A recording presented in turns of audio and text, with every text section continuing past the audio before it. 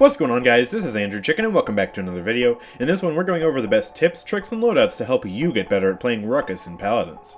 Ruckus is an extremely fun and underrated off-tank to play once you learn how to play him properly, and there's a lot that goes into getting better at this seemingly simple frontline champion.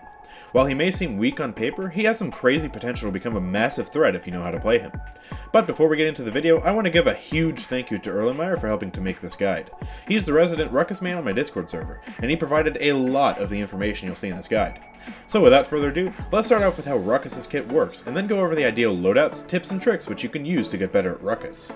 Ruckus's primary fire is his miniguns, which do 40 damage per shot and fire every 20th of a second when fully revved up, for a total of 800 damage per second if you don't land a headshot.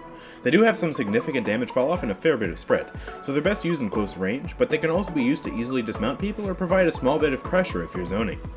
His missiles are a fantastic tool for helping to supplement his already high DPS compared to the rest of the tanks. His missiles have 3 charges, and each charge fires out 2 missiles, which deal 225 damage each, or 450 damage in total if both missiles hit. You can also fire them while simultaneously using your miniguns, which makes it very easy to do loads of damage to a single target. Emitter is his one tanky ability, which provides him a 2000 health shield for 3.5 seconds. While a lot of people consider this to be somewhat weak compared to other tanks like Barrack or Makoa, who have massive several thousand health shields that can protect multiple teammates, Emitter is still helpful for engaging on a single target or providing a bit of extra health when using his ultimate. It also completely negates any life rip or ultimate charge effects an enemy has when they shoot it, which is a little known but useful fact. Advance is one of the best movement abilities in the frontline class, especially when utilizing aerial assault. Advance is a simple directional dash which can have up to 2 charges, and has a really short cooldown of only 5 seconds. This dash not only has more versatility than similar dashes like Makoa's or Fernando's because you can choose the direction it goes, but you can use it much more often than any other tank's movement ability. This gives Ruckus some of the best mobility out of all the tanks, despite being slowed down while firing his miniguns. And lastly, his ultimate is Hexafire. This is an absolutely insane damage ultimate that fires a flurry of rockets alongside his miniguns. The miniguns do an impressive 3000 damage per second, and the rockets help supplement it with an additional 1000 damage per second, so you can easily delete any squishy champion who is unlucky enough to be close to you. It also makes Ruckus crowd control immune and gives him 10% damage reduction, which is pretty nice to have. The only downside to this ultimate is that you can't move at all once you activate it, so you have to be really careful with how and when you use it so you don't get bursted down yourself. Luckily, if you end up in danger while using your ult, you can just press the ultimate button again to exit out of it. Alright, now onto his talents. The first talent you unlock is Flux Generator, which is the worst of his 3 talents. This talent gives you 1000 extra health on the shield, which makes him a bit tankier, especially against other champions that don't have that much burst like Ashe and Rom. However, it's very weak to Wrecker and doesn't have nearly the same utility as his next 2 talents. Rocket Barrage is like Royal Subjects, but much stronger. This talent increases the radius of his missiles by 66%, which is pretty massive. It's good against teams that you anticipate being grouped up, or if there's a ton of deployables that you can hit as collateral. It can also work to negate an enemy's cover, since with its massive blast radius you can shoot behind the enemy's cover and still hit them with some skilled shots. And lastly comes my favorite talent, Aerial Assault. This gives Ruckus 1 additional charge of his advance and also lets him dash upwards if he stands still. This turns Ruckus into undoubtedly the most mobile tank in the game, since he has enough vertical mobility to reach any vertical platform in the game, and he can cover incredible horizontal distance if he uses all 3 dashes. This talent works best on maps that have a lot of high-up platforms like Serpent Beach or Timber Mill, but you can really use it anywhere and still have a lot of fun. The one thing you really have to look out for when using this talent are cripples. If the enemy team has 3 huge cripples like this team on screen, it can be difficult to utilize Aerial Assault if you're not careful. While it still was beneficial because the map was Serpent Beach, if it had been a flatter map like Jaguar Falls or Frog Isle, it might have been better to go Rocket Barrage. Alright, let's get into some of the loadouts for Ruckus. We'll start off with the Aerial Assault loadout, since this is the talent you want to be using the most. We have fuel reserves at 5, which is super important to have in an aerial assault loadout because it lets you travel as much distance with each advance as possible. You could take it down to level 4 and still be fine if you wanted to allocate that point into one of his other cards though.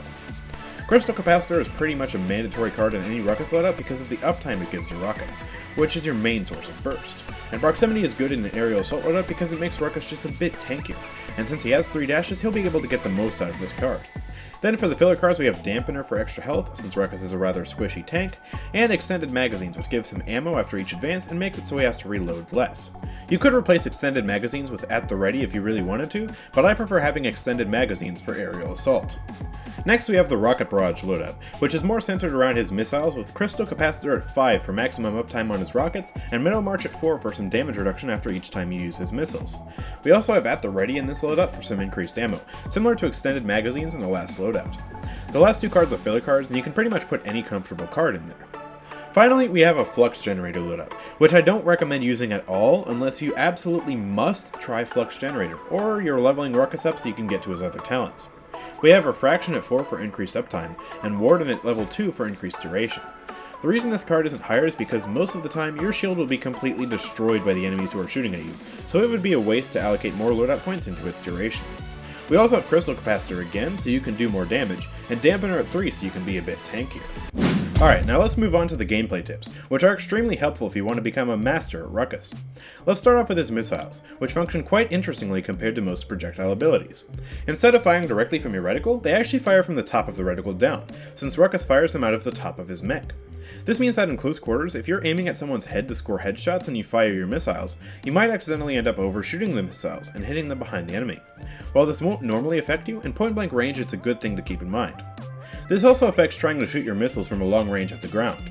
If you're trying to rocket someone at long range, you usually want to try and aim for their feet, since you have a higher chance of it actually hitting them than if you aim at them directly. However, as you see here, whenever I aim the missiles at the ground, they always land above where my reticle is. This is something you should take into account whenever using his missiles, and once you're comfortable with this unique mechanic, you'll be much better at landing them almost every single time. Now let's talk about his advance. His advance is extremely useful, especially with aerial assault, and it can add it up pretty quickly, but you should still be wise with when and how you use them. One of the most obvious ways is to bamboozle the enemy by dodging around them, which can be more effective with aerial assault because you have 3 charges instead of 2.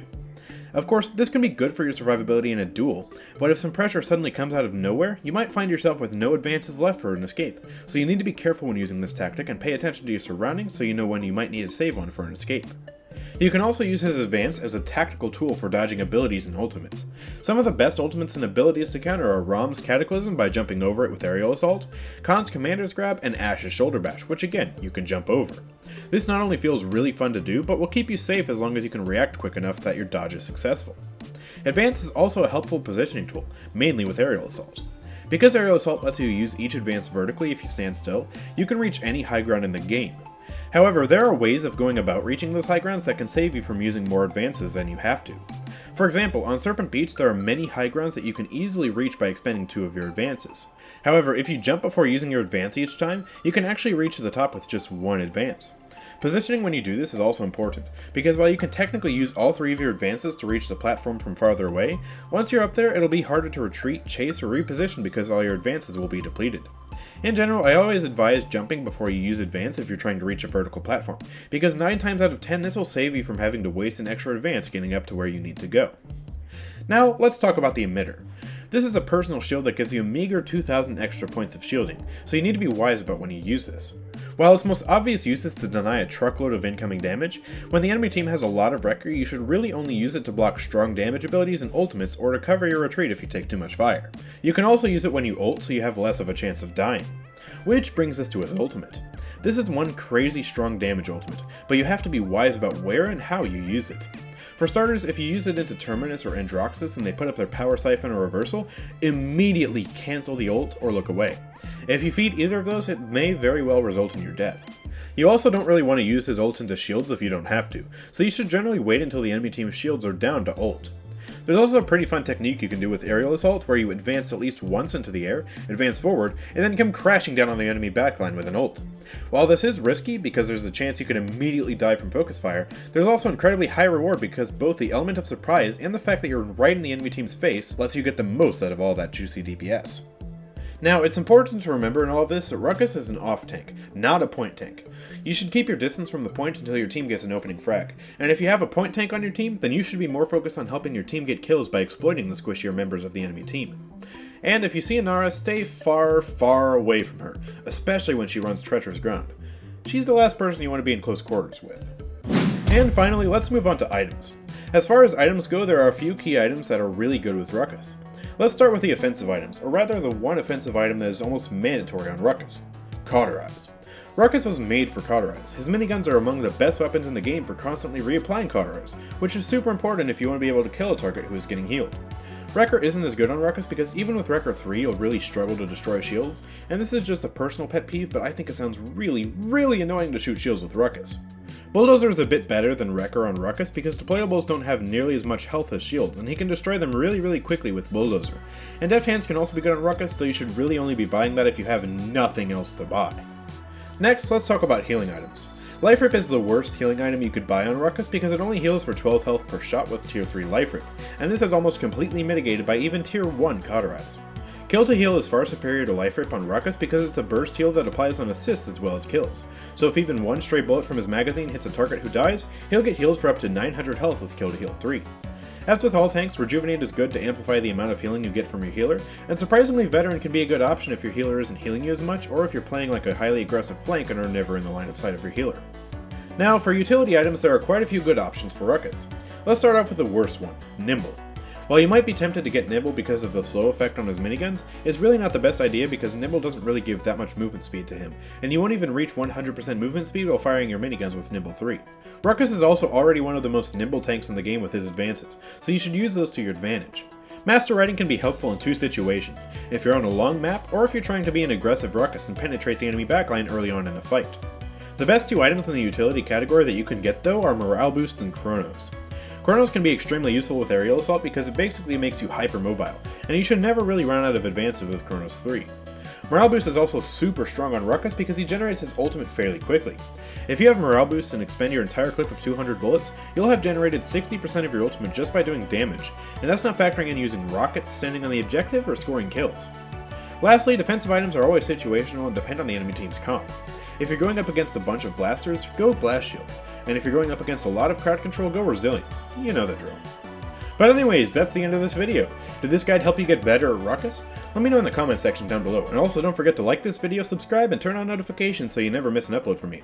Also, join my Discord server in the description to pick up tips, leave suggestions, and become a part of our active community. Once again, I want to give a huge shout out to Erleinmayer for making this guide possible. I'll see you guys next time. Peace out.